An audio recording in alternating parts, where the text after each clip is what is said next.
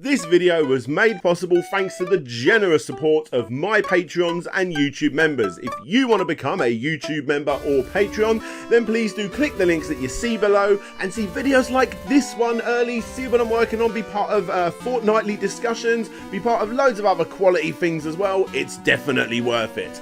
Anyway, hope you enjoyed the video and thank you all for supporting the show. It doesn't get much more iconic than this, Sonic the Hedgehog.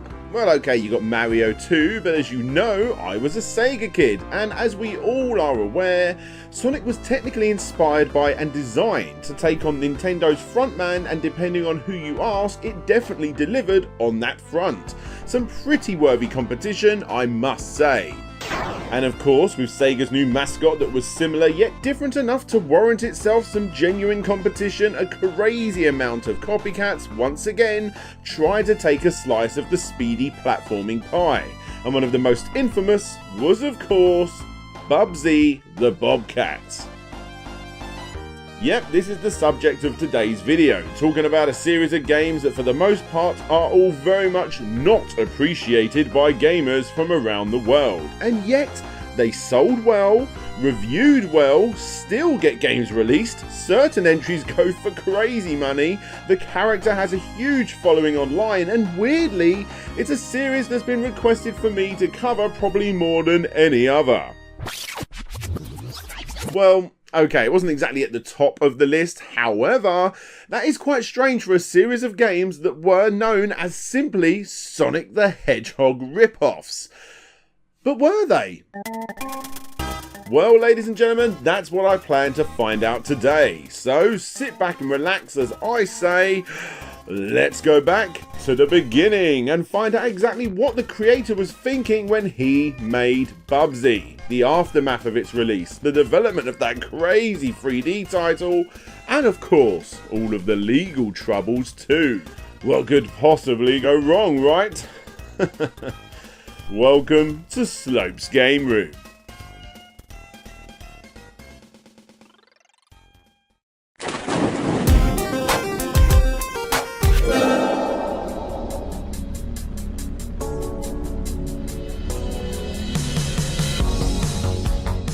Our journey starts all the way back in 1981 with the release of Topos. The game was created by the now legendary Mike Berlin, and as you may have pieced together yourself, this was his first ever game.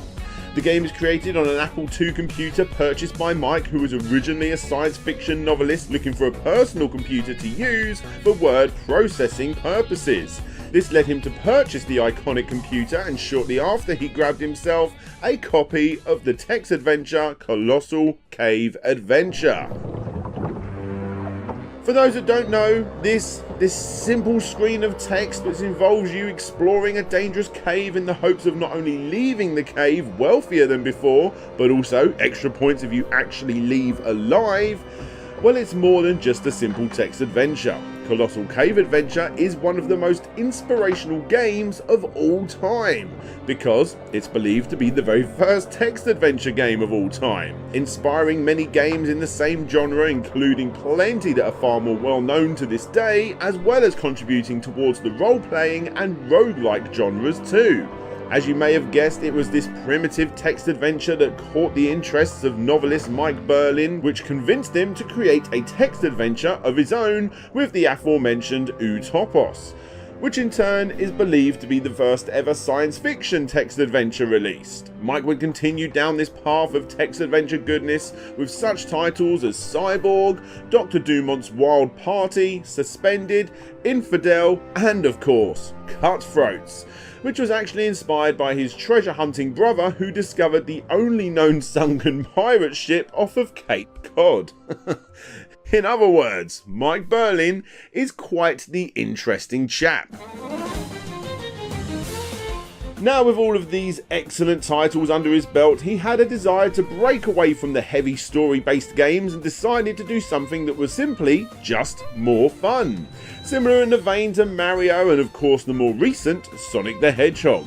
His producer was more interested in Mike staying with what he knew already, that being story-based games, but Mike constantly pursued this idea until he was finally given a tiny light at the end of the tunnel, and that was to go off and write an analysis on Sonic the Hedgehog.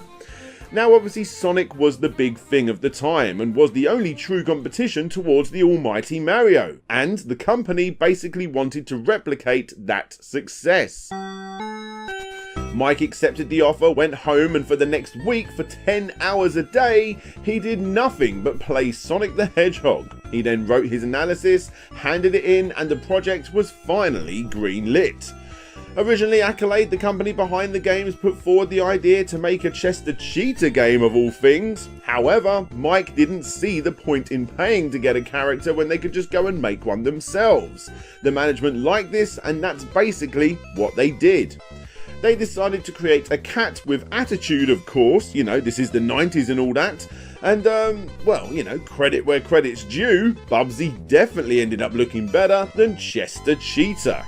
This was probably because Mike was a big fan of the classic Fletcher cartoons such as Betty Boop and of course Popeye, and he wanted to portray that style into his video game.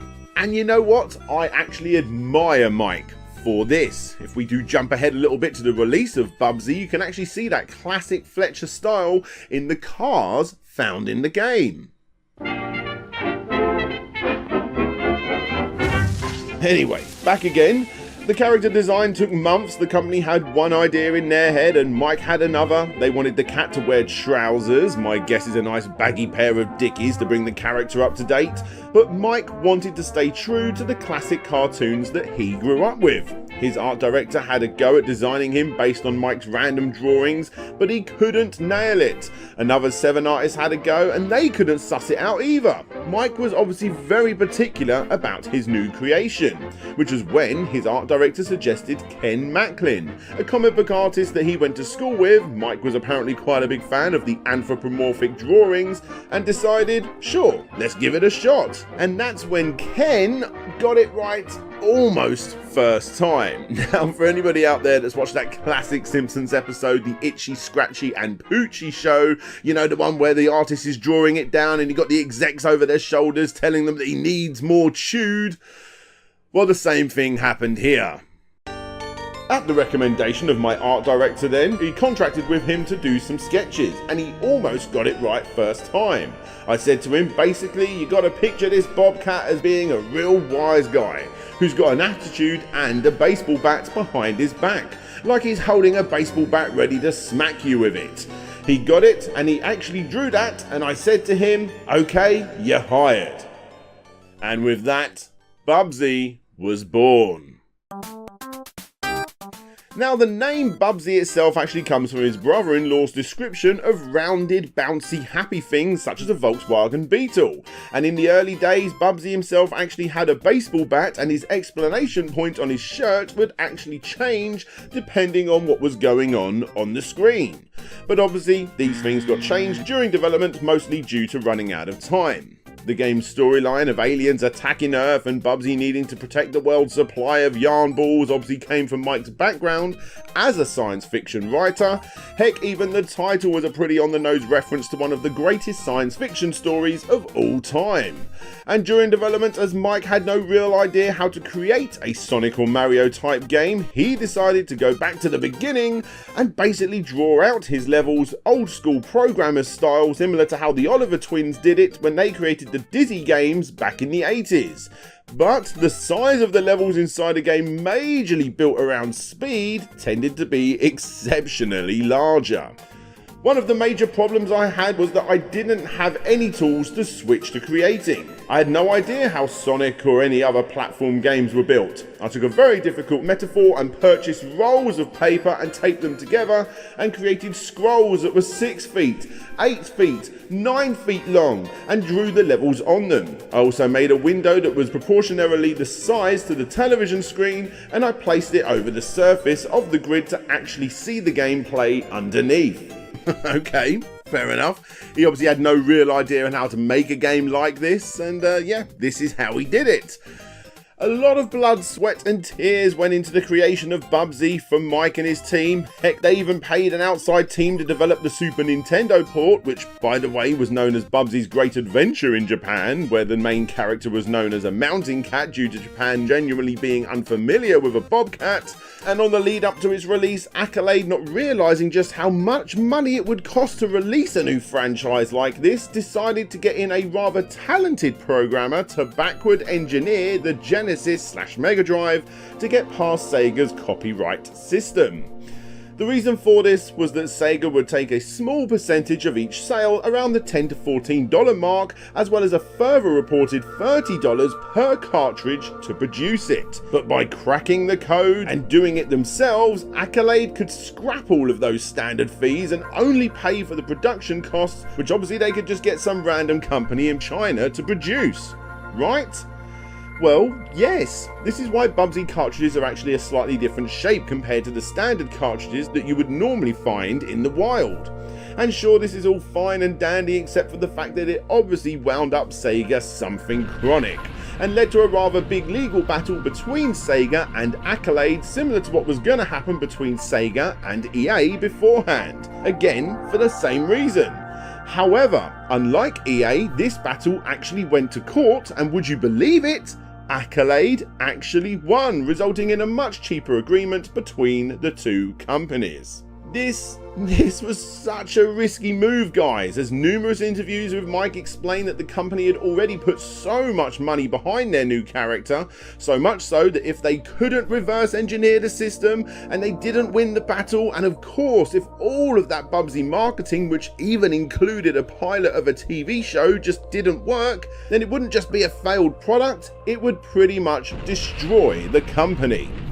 Thankfully for them, all that hard work and wishful thinking did pay off, because on March the 4th, 1993 in America, and later that same year for the rest of the world and competing systems, Bubsy in Claws Encounters of the Third Kind was released. And he's got a big mouth! Bubsy, now available on Sega Mega Drive. What could possibly go wrong? Ow. So, it's probably time I reviewed this game, isn't it? Yes. I'll tell you in a nutshell right now, guys, I do not like this game. I never have liked this game, but that's quite a polarizing opinion. It's such a weird game. If you go back and look at the reviews of this game, it's very, very different than what people think of it now.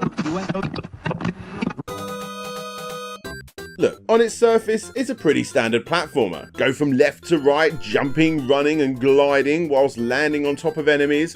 Every 3 levels you got a boss, it's bright, it's colourful, it looks good. The soundtrack is actually, in my opinion, a little above average. It's got synthesized voice, and plenty of it, that although annoying now was pretty impressive back then.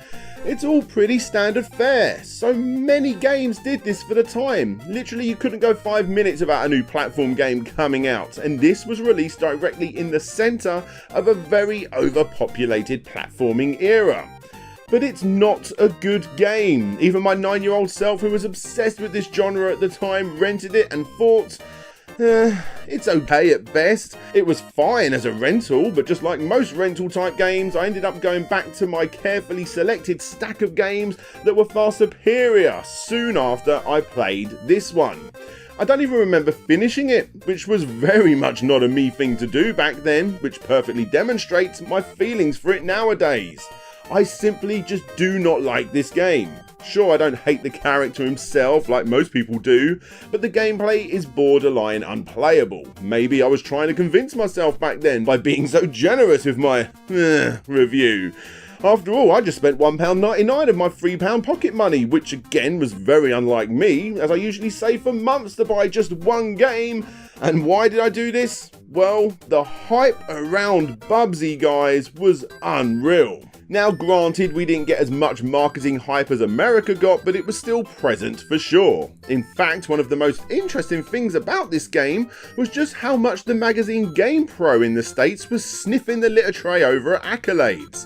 You had making of articles going up ages before its release, and when it was finally released, a near perfect score. In fact, the fun factor scale, which is the main part of the score, was all the way up to 5 out of 5. AKA, Bubsy was a 100% rated game for both the Genesis and the Super Nintendo. Compare this to Mickey Mania, which in my opinion is one of the very best platforms on the system, and that one got 4 out of 5, aka 80%.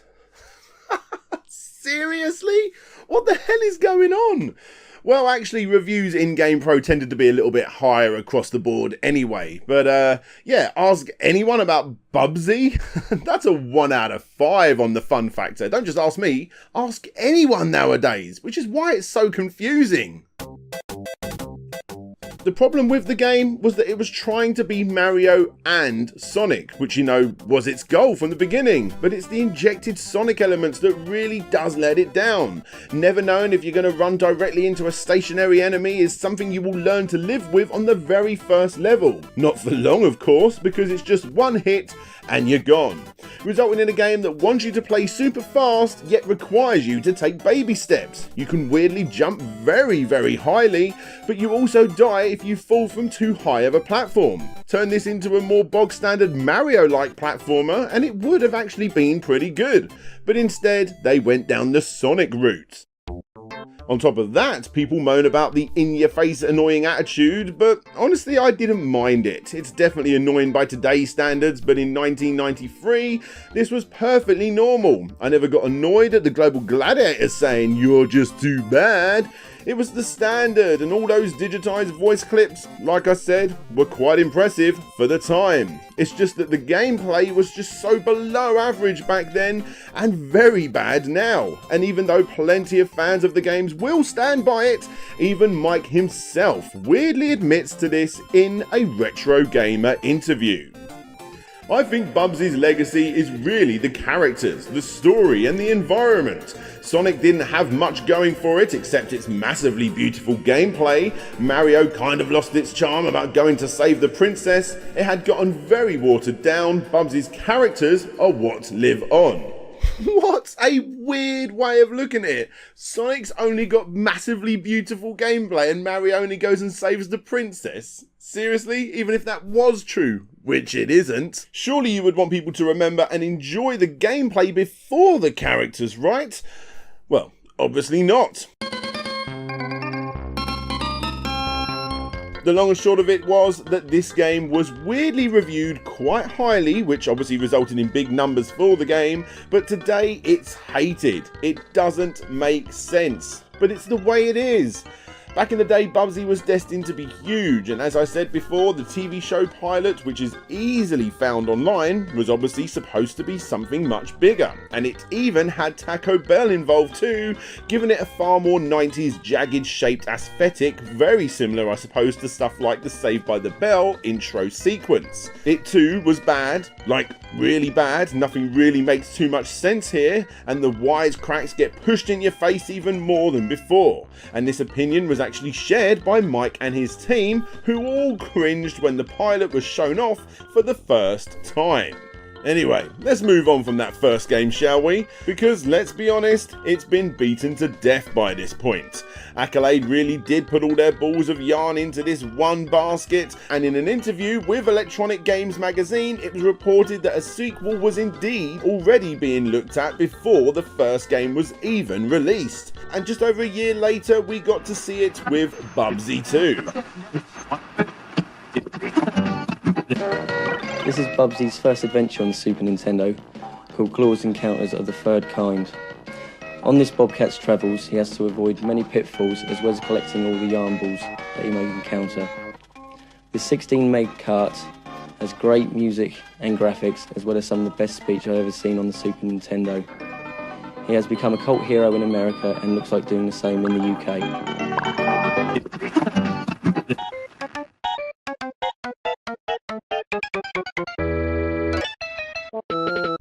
By this point, Mike had moved on from Accolade to start up a development business with a friend, so this game was actually not made by him at all. In fact, you think you hate Bubsy? Well, the developers who worked on Bubsy 2 hated him even more, it seems. And that's not a joke. Seriously, the developers hated Bubsy. And because of this, Mike believes that this was the reason that the second game was so bad. In fact, the devs on the sequel hated Bubsy so much that when Mike did go to visit them at one point, he saw a studio with Bubsy dolls being hung from the ceiling like an execution, and even saw one of the Bubsy dolls having a pencil stabbed through its face. Whatever. In my opinion, the game isn't much different. If someone was to tell me that this was a later level I'd never reached in the original game, I'd believe them. It pretty much is just more Bubsy levels, albeit a little worse this time round. Perhaps they would play better with standard platforming characters again, because the super fast running and gliding is even more pointless this time round, as the levels feel incredibly cramped and it's filled to the brim with projectiles all over the place. Thankfully, however, the game does have a free hit system rather than the one hit and you're dead style of game, and at least it does change up the gameplay a little bit by chucking in a few side levels too. But overall, it's another below average game, and honestly, the same could be said for its Game Boy ports, which do have different level layouts, but it's even harder to control. Also, is it just me thinking that black and white Game Boy games are supposed to have light backgrounds with darker sprites and not the other way around? Whatever. Let's move on to Bubsy and the Fractured Furry Tails, yeah? Yeah, go on then. This Bubsy title was released only 42 days after the second Bubsy game. What could possibly go wrong? Oh yes, they were churning these bad boys out, and besides this one being on the Atari Jaguar, there really isn't anything different added here either. Sure, the music is nicer and a lot more fitting to the Jaguar style, the graphics had been boosted a little, but the gameplay was still Bubsy through and through. It was more like the original game, which makes sense. I mean, they're not going to be taking anything from the second game that was released only 2 months earlier, were they? And that's because it was actually made by another company, Imagitech. They had been given the source code for several earlier released Mega Drive games by Accolade, and they were apparently easier to port to the Jaguar, and the source code for the original was used here in this game. However, not wanting to release the exact same game again, Ferran Thomason and his team did what they could in the short time frame to make something new based on the original title. In an interview with Ferran, he explains that this wasn't exactly a big deal for them. Another port to simply get done before moving on to the next one. But with that said, he does remember how incredibly annoying it was listening to those same Bubsy voice clips over and over. In fact, when the devs wanted to annoy each other, they would shout, "What could possibly go wrong?" And they still do that to this very day when they meet up.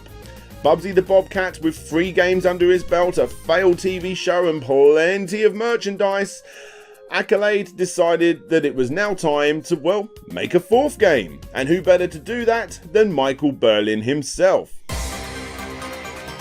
As stated, he had left shortly after the release of the first game, and he wasn't too impressed with what came after. He had teamed up with the former Infocom work buddy Mark Blank, and with the help of ex-Apple employee Russ Wetmore, the team programmed Notion, the Newton list manager, at their new company IDTech. The software had become such a success that it even got bundled with all systems that were released, and this was the perfect amount of seed money needed to start making games again, starting with Bubsy 3D.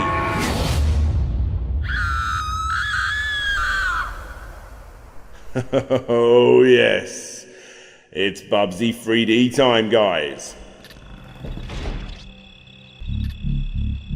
Taking inspiration from the rather good jumping Flash game, which was indeed a 3D platformer, although it had more of a first-person Doom-like tank control scheme, the team got to work trying to replicate and trying to build on that new 3D style. Let's go third person, let's have bigger levels, let's bring in stuff from the other Bubsy games like humour and the Looney Tunes styled visuals. Let's make it really high resolution, said Richard Ham, one of the game designers. We went for high res as opposed to lots of textures because no one else was doing super high resolutions, and that's why the game has a stark look. Major portions of it are untextured because of all the memory was committed to the resolution. That was the biggest hurdle, memory.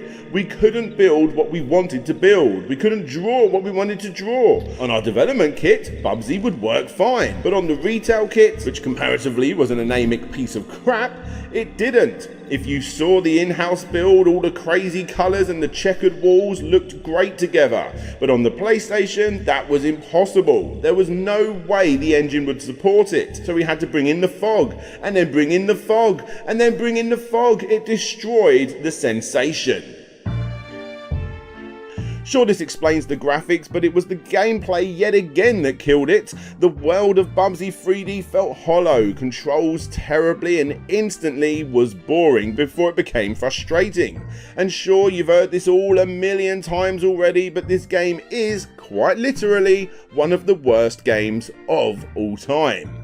Richard and the rest of the team worked hard on this title, and in more recent reviews it seems that another big issue for the game was that during development resources were actually split between this and another title called Jumper, before that one eventually got shelved. And of course another big issue was the fact that Bubsy 3D was yet again planned to be a multi-platform game. Richard remembers how hard it was having to hold back on what they wanted to do with Bubsy 3D because of the Sega Saturn's limited hardware capabilities. But thankfully, this Saturn port was also shelved towards the end of its life, but by then it was too late. However, it is worth noting that the Sega Saturn port was actually going to be using the analog controller, so that would have been quite nice if they went with that. Regardless, they did what they could with the game, but as we all know, it was worse than dreadful. Now with that said, I want you to put yourself in the shoes of people at the company. There really wasn't any major 3D platformers around at the time, and although you may hate Bubsy, there's no denying that plenty of people like Bubsy. And you just made a 3D version of a game that everybody knew and had sold well in the past. I'm sure with almost no competition to compare, you may actually think that what you have is pretty impressive, right?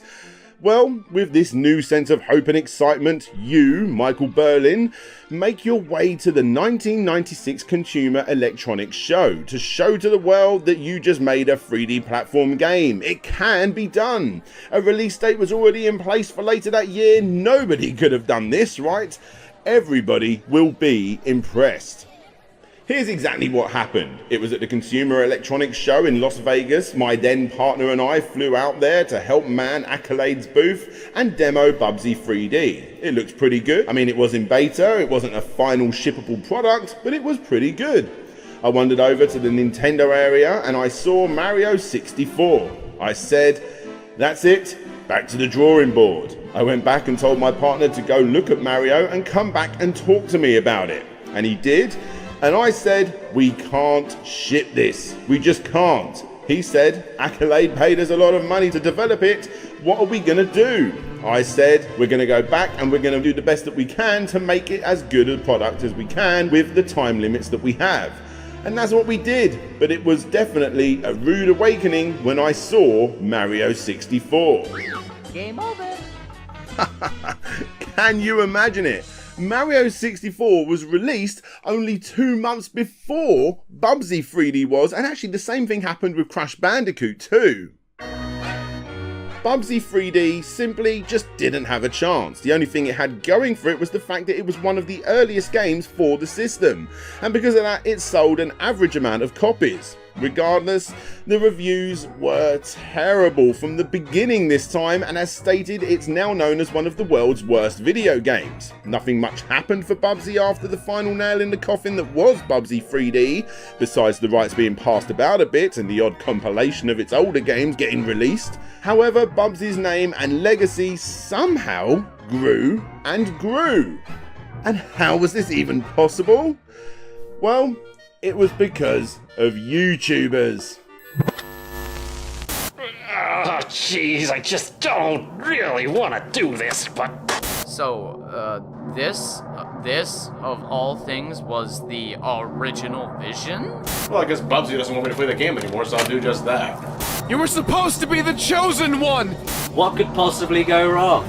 Motherfucking Bubsy 3D. With the rise of retro gaming YouTubers getting big off the back of ripping into games, the Bubsy franchise became popular again, albeit for the wrong reasons, and as new generations emerged, the name Bubsy just didn't die out. Classic game franchises that you would expect to stay relevant started falling by the wayside, whilst Bubsy stayed relevant, without doing anything to warrant it besides simply being a bad series of games. The same can be said for titles such as Shaq Fu. I'm not sure what the moral of the story is here. Perhaps if you're making a game and it's looking bad, you should really make it the best bad game you possibly can. Because just like games like Shaq Fu, it too was brought back from the dead with Bubsy the Woolies Strike Back. Now earlier on I said I wanted Bubsy to control like a more standard platformer, and this is kind of that. It still has annoying glitchy moments, but for the most part it has slowed down dramatically and it definitely feels nicer.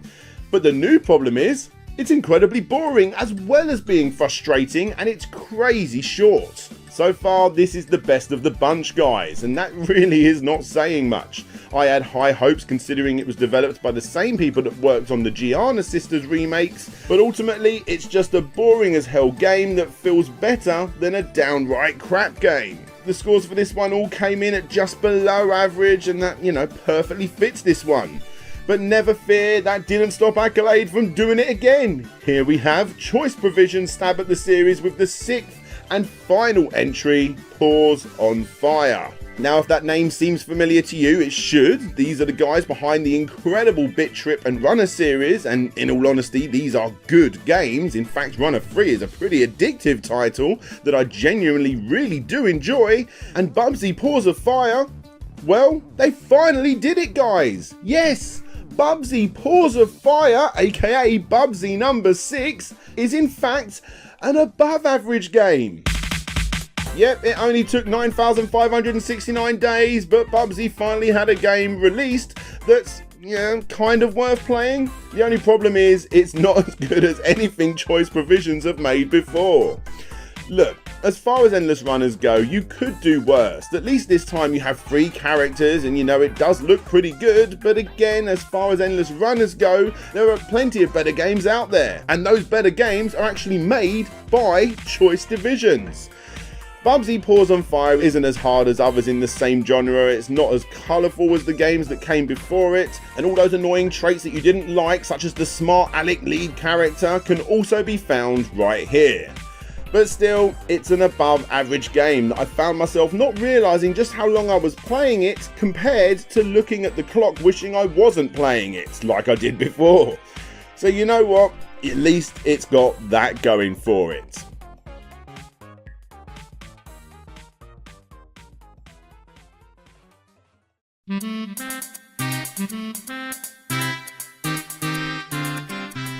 So with that, there you have it. Bubsy has 5 games that are all below average and 1 that is a little bit better. But still, this Bobcat is so incredibly popular for the wrong reasons originally, and yet it still has its fans. Obviously I'm not the biggest fan, I'm sure you've all worked that out by now, but still, Bubsy is an important part of gaming history, mainly due to all of the hype it got back in the day. Everybody still knows about this cat nowadays, and why is that? I don't know, but hey, at least you can stop asking me to do stupid complete histories now, can't you? No. No. No! Go ahead, make my day.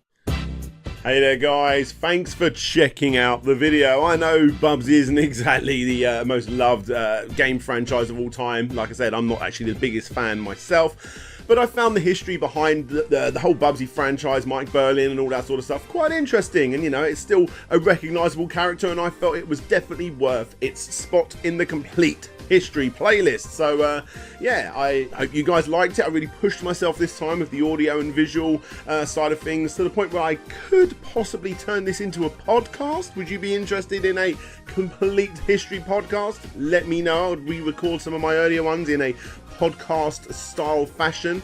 But yeah, anyway, I hope you guys all enjoyed the show.